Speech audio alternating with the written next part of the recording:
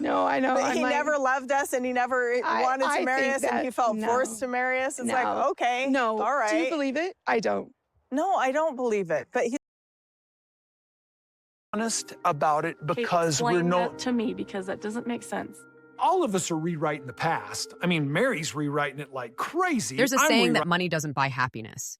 But in the Brown family, money might just be the very thing that tore them apart. Hidden behind the smiles, the family dinners, and the TLC cameras was something far more explosive, a $300,000 secret fund. And according to many fans, it wasn't just a random stash. It was tied directly to Robyn Brown's growing influence over Kody and the family's future. This wasn't just about dollars and cents. It was about trust, control, and favoritism so blatant it could split even the closest bond. The cracks that started as whispers in the background of Sister Wives episodes eventually became chasms. And those chasms swallowed the unity the Browns once claimed to stand for. Hi, friends. I'm Sarah, and welcome back to TLC Sister Wives Daily. If you've been following this story, you know this isn't just another family squabble.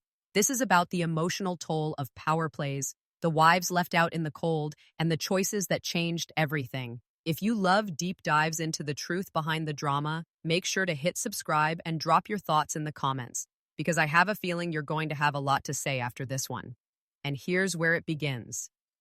In the very episodes where Kody and Robyn's priorities start to quietly shift. A scene that seemed small at the time now looks like the first breadcrumb in a trail that leads straight to that $300K. And to a story the rest of the family might wish was never told. The first real signs of Robyn's grip over the family finances didn't come with fireworks. They came quietly, in those small but telling conversations sprinkled throughout Sister Wives. One of the clearest examples plays out in season 14, when Kody sits down with Robyn to discuss the looming financial strain of the Coyote Pass property. On camera, the conversation is framed as problem-solving. But look closely, and you'll see how often Kody's solutions match Robyn's suggestions almost word for word. In that same season, there's a pivotal scene where Kody tells Robyn that buying her a separate home, despite the debt already piling up, is non-negotiable because she needs a space she's comfortable in. Fans remember that episode for how frustrated Christine and Janelle looked when they realized their own housing needs had been pushed aside. On social media, viewers called it the Robyn effect, the way her comfort seemed to outweigh everyone else's priorities. Fast forward to season 17, and we see an even starker example. During a family discussion about selling houses to free up cash, Kody and Robyn exchange a loaded look when Christine talks about her equity. Later, in a one-on-one confessional, Kody admits that Robyn and I have talked about keeping certain funds for family stability, language that fans interpreted as code for Robyn and her kids' security first. The timing of those comments felt eerily aligned with rumors of a substantial sum being quietly managed outside the group. What's most telling is the repetition of this pattern. Over multiple seasons, whether it's the expensive legal fees for Robyn's adoption of her 3 older children or the decision to delay other projects until Robyn's house was settled, the flow of money seemed to bend toward one branch of the family. And with each decision, the balance of power tilted further. As a viewer, it's impossible to ignore how Kody's body language shifts in these moments. With the other wives, his tone can be clipped, impatient, but with Robyn, there's a softness, an eagerness to align with her perspective. Fans picked up on that instantly, flooding Reddit threads and Facebook groups with freeze-frame screenshots and timelines of every major financial decision since Robyn joined the family. The consensus that this wasn't random. It was a strategy. The deeper you look, the more the dots connect. The private discussions between Kody and Robyn before group meetings, the selective sharing of financial details, the prioritizing of her comfort over collective needs. It paints the picture of a slow but steady centralization of both emotional and financial control. And that $300K fund might just be the clearest proof yet. And if the money trail is this visible on camera, you have to wonder what's been kept off screen. If you've been watching since the early days, you'll know this tension didn't just appear overnight. It's been simmering for years. Christine, Janelle, and Meri have each, in their own ways, spoken up about feeling left out of key decisions, especially when it comes to money. And the common thread? Every time, it seems to circle back to Robyn. Take Christine in season 15. She openly said she couldn't see herself being happy on Coyote Pass because she didn't feel heard. When it came to selling her Las Vegas house, she wanted the money to support her own and her kids' future. But Kody kept redirecting the conversation toward family plans, which in reality always seemed to favor Robyn's side of the family. You could hear the exhaustion in Christine's voice, and honestly, you could see her soul checking out of the marriage right there on camera. Then there's Janelle, the wife who's always been the practical, numbers-driven one. Back in season 16, she tried to have a serious talk with Kody about budgeting for the land. Instead of teamwork, she got resistance. Kody flat out admitted that certain priorities, like paying off Robyn's house, were urgent, while Janelle was still living in an RV without a stable home. The contrast was brutal. Fans were furious for her, because you could tell she was trying to be logical. But logic didn't stand a chance against Kody's emotional allegiance to Robyn. And we can't forget Meri. Even though her relationship with Kody has been strained for years, she still expected a baseline of fairness. In multiple seasons, she's hinted, sometimes through tight smiles, sometimes through long silences, that she's been excluded from major financial discussions. One heartbreaking moment was when she learned about big purchases after they were already finalized. The distance between them wasn't just emotional at that point, it was structural. Watching these women try to smile through it was hard. As a viewer, it feels like watching a family meeting where three people are reading from one script, and Kody and Robyn are reading from another entirely. And the script Kody's holding? It's written with Robyn's pen. The emotional fallout has been devastating. Trust, once the glue of the family, has been eroded, replaced by suspicion and guarded conversations. You see it in Christine's decision to walk away, in Janelle's defiant independence, and in Meri's quiet resignation. Even group scenes feel colder now. The easy laughter of the early seasons is gone, replaced by clipped tones, eye rolls caught on camera, and confessional interviews dripping with subtext. And honestly, who wouldn't feel resentful? Imagine building a life in a plural marriage, believing in shared sacrifice, only to watch your needs constantly ranked second, third, or last. For Christine, Janelle, and Meri, it wasn't just about money, it was about the principle. And once that principle was broken, there was no going back. If there's one thing longtime viewers have noticed, it's how Robyn has a very particular way of handling conflict on camera. And it often leaves her looking like the misunderstood victim, while everyone else comes off as the aggressor. Take season 9, when discussions about moving to Flagstaff first began. Christine voiced real concerns about uprooting the kids and starting over yet again. Instead of engaging with the practical worries, Robyn teared up, saying she felt attacked for wanting. Is what was best for the family. Kody's reaction? Immediate defense mode. He shut Christine down, framing her as resistant and unsupportive, while Robyn's position suddenly became the reasonable one.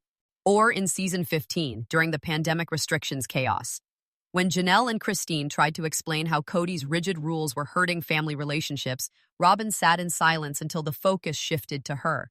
Then she shared how hard it was to always be the scapegoat, and how people assumed she was pulling strings behind the scenes. Kody jumped in almost on cue, defending her character and chastising the others for being unkind. The conversation stopped being about shared rules and instantly became about protecting Robyn's feelings. Now compare that to how the other wives have been treated in similar emotional moments. When Christine cried about her marriage falling apart in season 16, Kody criticized her for making it about herself. When Janelle admitted she felt unsupported living in the RV, there was no rallying behind her, just lectures about family unity. And we all remember Meri's catfishing scandal back in season 6. She was publicly shamed, questioned, and even mocked at times, with little visible emotional support from Kody. The contrast is staggering. Fans have noticed this pattern for years. Social media threads, Reddit discussions, and even reaction videos point to the same conclusion. Robyn's moments of vulnerability consistently lead to protection and sympathy, while the other wives' vulnerability often triggers judgment or blame. It's not that Robyn isn't allowed to have feelings. Of course she is. But the way those feelings are positioned in the narrative shifts the power dynamic completely. And here's where it starts feeling like more than just coincidence. If you go back to earlier seasons, there's a playbook emerging. Step 1, present as soft-spoken, overwhelmed, and misunderstood. Step 2, let the tension rise until Kody steps in as her defender. Step 3, the original issue, whether financial, logistical, or emotional, gets reframed as an attack on Robyn, pulling focus away from the underlying problem. Whether intentional or not, this pattern has helped Robyn maintain a position of emotional leverage in the family. And in a plural marriage where alliances matter as much as love, that's a power move with consequences, especially when money, homes, and loyalty are on the line. Looking back over more than a decade of Sister Wives footage, you start to realize these moments of emotional defense and financial prioritizing weren't just random family drama, they were building blocks in a much bigger picture. Step by step, season by season, Kody's choices have positioned Robyn not just as his emotional priority, but as the legal, financial, and logistical center of his world. One of the clearest turning points came in season 1 when Kody divorced Meri, his first and only legal wife at the time, to legally marry Robyn. The official reason given was to adopt Robyn's 3 children from her previous marriage, and that part was true. But that decision also shifted every legal and financial advantage in Robyn's direction. From that moment, she became the only wife with a legally recognized marriage to Kody, meaning her household had unique protections and benefits the others did not. Then there's the Flagstaff move in season 13. Fans will remember how the other wives reluctantly uprooted their lives to follow Kody's dream of building on Coyote Pass. But when it came to actual home purchases in Flagstaff, it was Robyn who ended up with the largest and most expensive house, a property fans still point to as a symbol of favoritism. Meanwhile, Janelle rented a modest home before moving into an RV, and Christine settled into a smaller house before eventually leaving the family altogether. Over the years, we've seen repeated patterns in financial planning conversations. In episodes where the Emily discussed pooling resources or paying off Coyote Pass, Kody consistently deferred to Robyn's input or aligned his decisions with her needs. Remember season 14, when Meri pushed to buy her own bed and breakfast property in Utah? Kody openly questioned her investment plan, saying the family's money needed to stay together.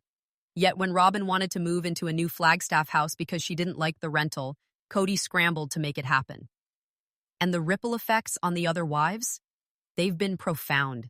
Christine spoke on camera about feeling like her needs were always secondary, financially and emotionally. Janelle has said outright that she's had to manage her own resources because she couldn't rely on shared family funds. Meri, already isolated emotionally, became financially sidelined too, without legal marriage, without joint assets, and often without support for her independent projects.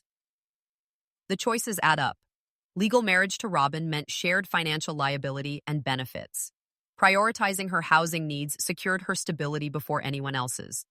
Aligning financial decisions with her preferences cemented her influence over the family's resources. All of this played out on camera, not in one shocking moment, but in a slow, deliberate accumulation of advantages that put Robyn at the very center of the Brown family structure and left the others increasingly on the outside. By the later seasons, the cracks in the Brown family weren't just showing. They were splitting the entire foundation apart. What began as subtle favoritism and quiet financial choices grew into open resentment, tense conversations, and wives walking away for good. Christine was the first to leave, reclaiming her independence after years of feeling unseen. Janelle, too, stepped away, refusing to keep fighting for scraps of attention and resources. Even Meri, once loyal to a fault, found herself shut out entirely. The dream of one big, unified family, the vision Kody once sold so passionately, dissolved on camera. And through it all, Robyn remained in the central position, the last wife standing, with the legal marriage, the largest home, and Kody's unwavering loyalty. As fans, we've watched this unfold like a slow-motion train wreck, episode after episode revealing the shifting balance of power. Was Robyn simply a bystander caught in the chaos? Or was she quietly, consistently shaping the outcome in her favor? I want to hear your thoughts. Has Robyn been misunderstood? Or has she been the architect of the Browns' unraveling all along? Share your take in the comments. This conversation is far from over.